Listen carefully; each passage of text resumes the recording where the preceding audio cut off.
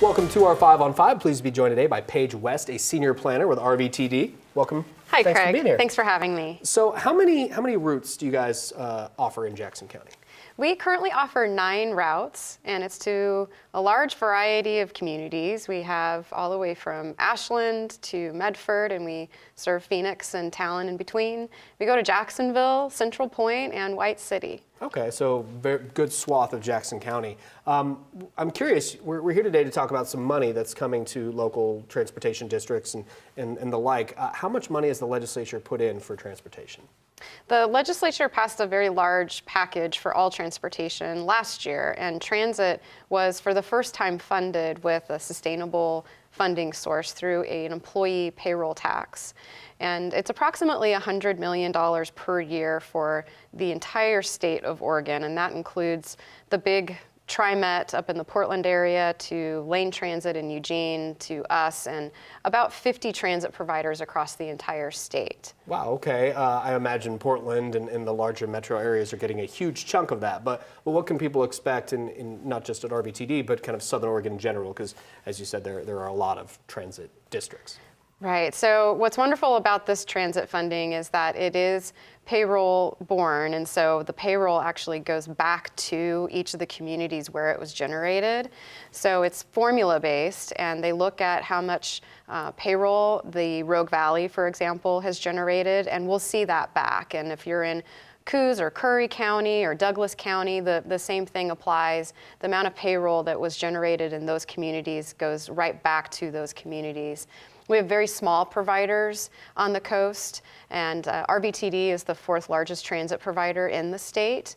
But what's nice with this funding is that every transit provider across the state will be able to see a boost in their transit service. And our area is currently looking at approximately $2.5 million per year additional for us to be able to use to expand transit service. Okay, and I want to get into how you guys are looking to expand and where that money is going to go. But first, we're going to take a quick commercial break. Stay with us.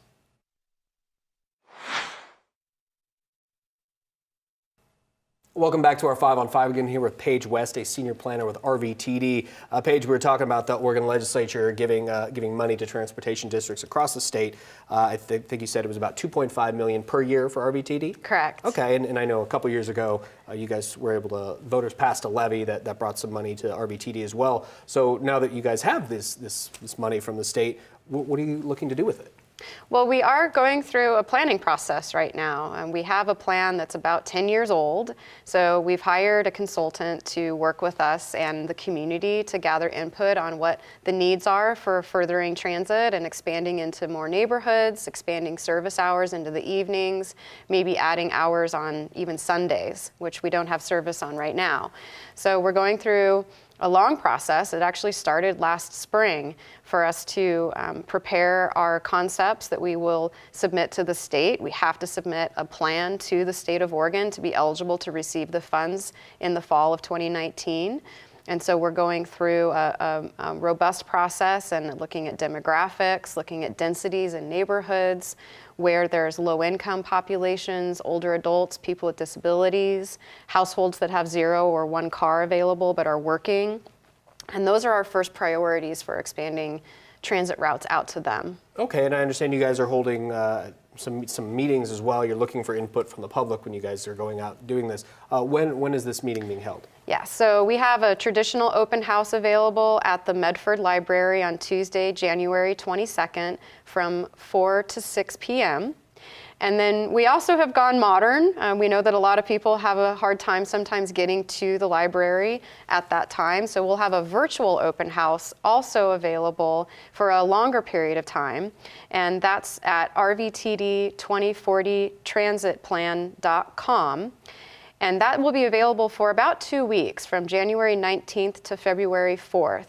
Okay, so people can weigh in. There's still opportunity to do so in figuring out, kind of the big picture plans for RVTD. Yes, it's a survey kind of platform on the website. It walks you through maps and information that would be available at our in-person open house at the library. Okay, excellent. Well, thanks so much for breaking it down for us. Appreciate it. Good seeing you. Thank you so much. All right, stay with us. We'll be right back.